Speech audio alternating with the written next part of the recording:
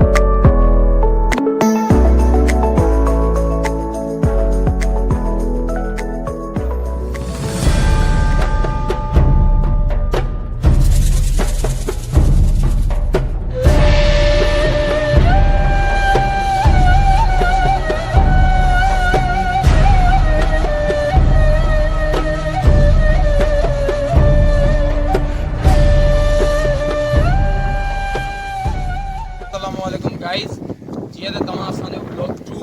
पाण जे ब्लॉग 2 ठाहियो सखी दातार। त सखी दातार में पाण हिकिड़ी मोज़िज़ इंसान सां मुलाक़ात कई ऐं उन खां पोइ गुफ़्तगू कई सखी दातार जे बारे में। ऐं सखी दातार जे बारे में उन पाण ॿुधायो त उन जा इलाही इबादत थियल हुई।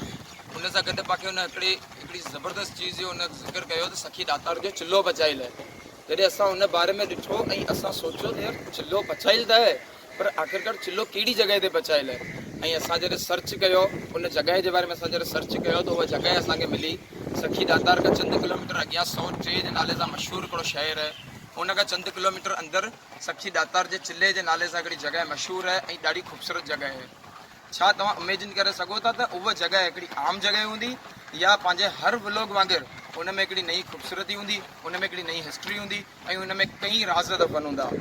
बिल्कुलु अगरि तव्हां इहो सोचे रहिया आहियो त उन में हिकिड़ी नई ख़ूबसूरती, ना राज़ ऐं नई हिस्ट्री हूंदी त तव्हां बिल्कुलु सही आहियो। अगरि तव्हां असां सां गॾु अॼु आख़िर ताईं मौजूदु हूंदा त तव्हां बिल्कुलु भरपूर हुन मां मज़ो वठंदा ऐं पंहिंजी दिलि बहार कंदा।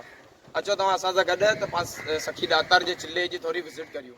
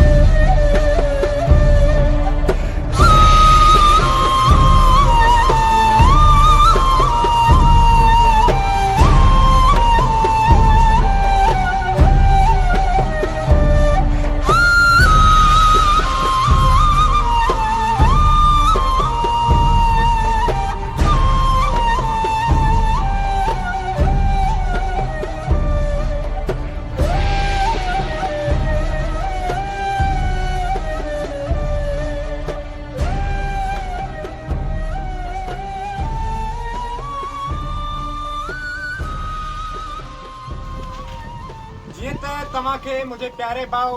उमरान अली अरबानी चिल्ले ऐं इन जी ख़ूबसूरती जे बारे में ॿुधायो। सिंध एतिरी ख़ूबसूरत आहे, अगरि मूं वटि लफ़्ज़ हुजनि हा त हुनखे बयानु करियां हा, पर मूं वटि लफ़्ज़ ई कोन्हे जो सिंध जी ख़ूबसूरती खे बयानु करियां। जीअं तव्हीं मुंहिंजे पासे में ॾिसी सघो था, हीअ जेकी चिल्ले जी दरगाह आहे उहा बि ॿेड़ी जे शेप में ठहियल आहे ऐं इहा एतिरी ख़ूबसूरत पई लॻे जीअं तव्हीं हिनखे ॾिसी सघो था। ऐं सिंध जी ख़ूबसूरत चीज़ूं तव्हीं मुंहिंजे अॻियां ऐं पोयां ॾिसी सघो था। चवंदा आहिनि त 7 अजूबे इस दुनिया के 8वां हमारा सिंध है। एक शायर पंहिंजे शहर में छा खूब चयो है, ये सब तुम्हारा करम है आका के बात अब तक बनी हुई।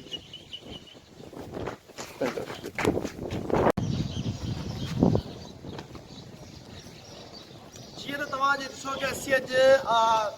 सखी शाह दातार जे चिले ते मौजूदु आहियूं ऐं असांजे ग्रुप मेंबरनि इमरान अली आरबानी, रजब अली आरबानी ऐं मज़हर अली आरबानी तव्हांखे ऑलरेडी ॿुधाए चुका आहिनि कि अॼु असीं दातार जे चिले ते आया आहियूं।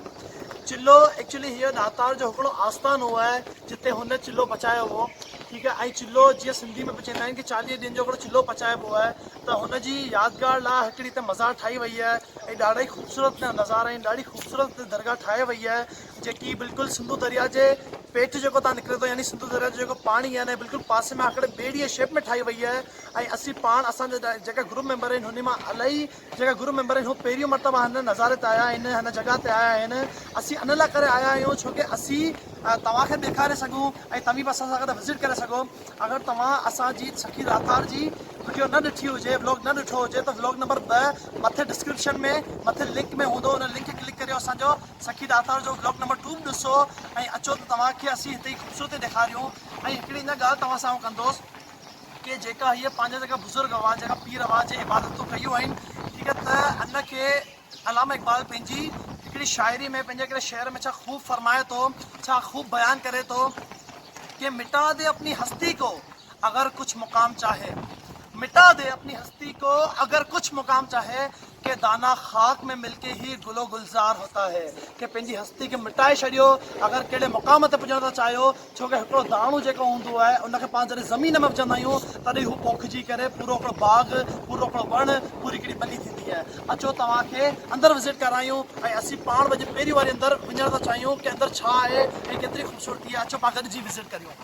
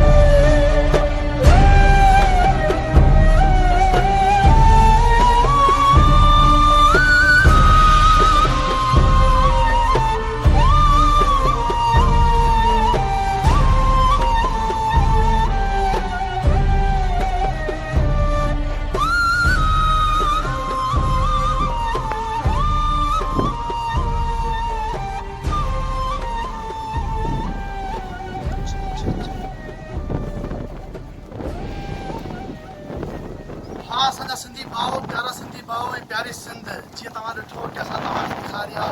ॾाढी ई ख़ूबसूरत मज़ार ठहियलु आहे, ॾाढो ई ख़ूबसूरत नज़ारो आहे हिते। ऐं जीअं तव्हां ॾिसी सघो था कि हीउ पूरो जो पूरो हिकिड़ी ॿेड़ी जी शेप में ठहियलु आहे ऐं माशाल्लाह हिते पूरो हिकिड़ो ॿेड़ी जी शेप ॾिनल आहे ऐं हिते मथे झंडा बि लॻल आहिनि ऐं सां गॾु हिते हिकिड़ो दरियो बि लॻल आहे जंहिंमां नज़ारा आहिनि। ऐं जीअं असां लास्ट पंहिंजे हिकिड़े जीअं ब्लॉग में मरियम टेकड़ी में तव्हांखे ॾेखारियो हो कि हुते बि दरियो वियो, लाइट हाउस ते असां तव्हांखे दरियुनि मां नज़ारा ॾेखारिया, त हिते बाक़ाइदा अचो असीं तव्हांखे दरियुनि मां नज़ारा ॾेखारींदासीं कि केतिरा ई ख़ूबसूरत नज़ारा आहिनि जंहिंखे ॾिसी इंसान जी रूह ताज़ा थिए थी, इंसान जो जेको अंदरी जेकी रूह आहे सो ताज़गी जी हुनजी थिए थी ऐं बाक़ाइदा इंसान पीस जी तरफ़ वञे थो, सुकून जी तरफ़ वञे थो ऐं बाक़ाइदा ख़ुदा जी तरफ़ इंसान ॾिसे थो कि या ख़ुदा तो केतिरा ई ख़ूबसूरत नज़ारा असांजी हन पाक सर ज़मीन ते ॾिना आहिनि। अचो त पाण ॾिसूं कि हिन दरियुनि मां केतिरा ई ख़ूबसूरत नज़ारा तव्हांखे ॾिसण में अचनि था। जीअं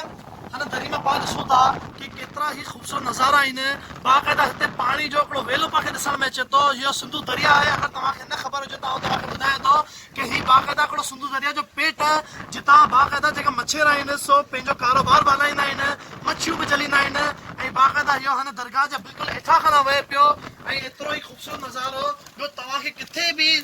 ॾिसण लाइ कोन मिलंदो that's called a natural beauty इहा हिकिड़ी नेचुरल ब्यूटी आहे जेकी पंहिंजे सिंध में आहे ऐं सिंध में माण्हू जेका चवनि था की असीं हेॾा वञूं ब्यूटी ॾिसण लाइ ख़ूबसूरती ॾिसण लाइ या असीं ॿाहिरि मुल्क वञूं ख़ूबसूरती ॾिसण लाइ उन खे मुंहिंजो इहो ई पैगाम आहे उन सां इहो ई दरख़्वास्त करियां थो की सभिनी खां पहिरीं पंहिंजे सिंध जी ब्यूटी खे सिंध जी ख़ूबसूरती खे एक्सप्लोर करियो अचो ॾिसो त तव्हांजी पंहिंजी ख़ूबसूरती में तव्हांजी पंहिंजी सिंध में तव्हां केतिरी ॾाढी ख़ूबसूरती आहे ऐं अगरि तव्हां हिनखे एक्सप्लोर कंदा तव्हांजी रूह जी ताज़गी बि थींदी हिते सिर्फ़ु ख़ूबसूरती ई न आहे बल्कि हिते छा आहे हिते हिकिड़ो जेका पंहिंजा औलिया आहिनि उहे वॾा कम करे विया आहिनि उहे वॾी इबादत गुज़ारी करे विया आहिनि ऐं पाण उन खे बि ॾिसूं उते बि ज़ियारत करियूं ऐं उते पाण विज़िट करियूं ऐं बाक़ाइदा पाण अगरि उते ईंदासीं पाण न सिर्फ़ु ख़ूबसूरती जो नज़ारो ॾिसी सघंदासीं बाक़ाइदा पाण हुन जी दरगाहनि खे बि ॾिसी सघंदासीं उते ज़ियारत बि करे सघंदासीं ऐं आउं तव्हां सां गुज़ारिश थो करियां की पंहिंजी सिंध खे पहिरीं एक्सप्लोर करियो छो कि पाण सिंधी आहियूं ऐं सिंध जी ऐं हिन मिटी जी ज़िमेदारी पाते आहे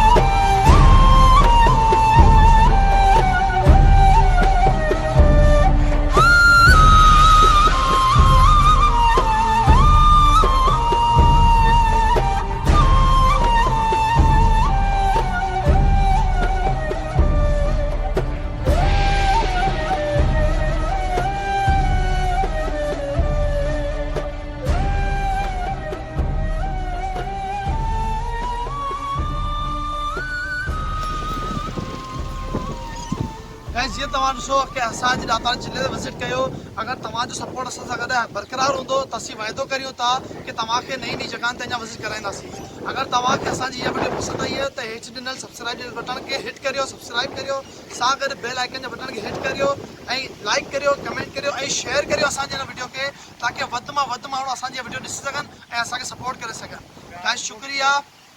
अल्लाह हाफ़िज़ तुंहिंजी सिंध मुंहिंजी सिंध Yeah.